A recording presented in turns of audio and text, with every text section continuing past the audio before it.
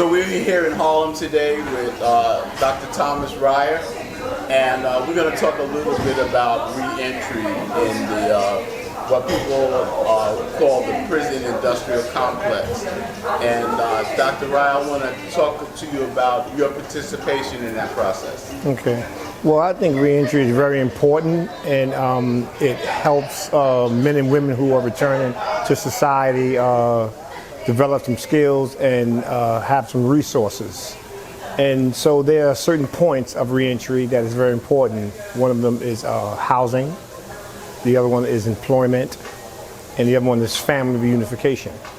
And within those three areas, if a person doesn't have those in the area, his chances of going back to prison is like 90%, because you need family support, you need some type of employment for income, and you need housing. Within those areas, it's very important that those areas are in place. So, you know, down the road, we're going to have a longer, deep dive into this topic. But I just want to do an introduction to you and the type of work that you do, because I think it's so important now, because even with a lot of men and women who are coming home from prison, the digital divide is a deterrent to a lot of their progress. And I want you to speak a little bit about that as well. Well, you know, one of the, I think the important things in terms of the re-entry process, you know, so to speak, and if I heard the question right, the re-entry process, it's important because there's the mass incarceration is a big, you know, a big thing. A lot of brothers and sisters are going to prison at an alarming rate, and now they're coming home. And when they're coming home, they need some access. They need some resources. Exactly. And these types of areas is very important, because without them, they are set up to fail.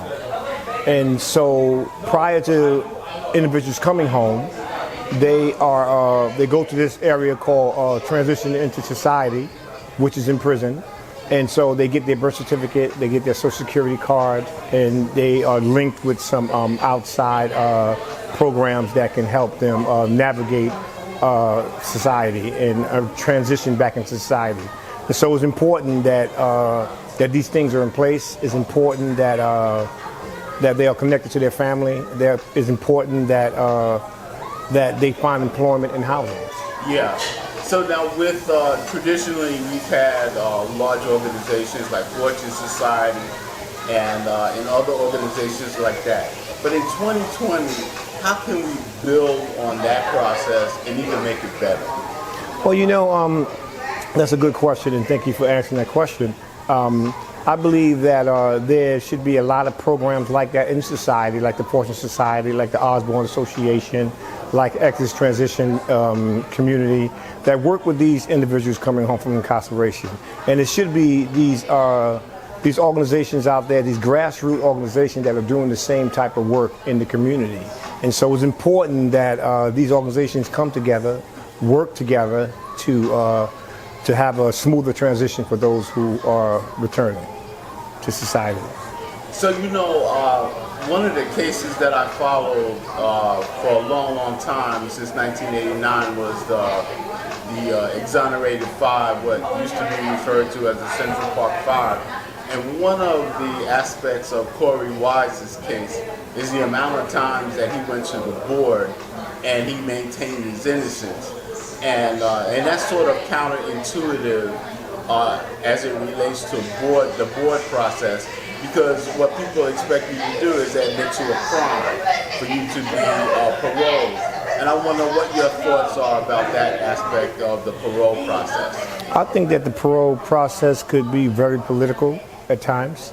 And when men and women go to the parole board and they have these huge publicized cases that sometimes already set in stone that they're going to get hit at the board, they're going to get more time at the board. And even if they do well in prison, by getting involved in a lot of workshops, a lot of educational programs, it doesn't matter.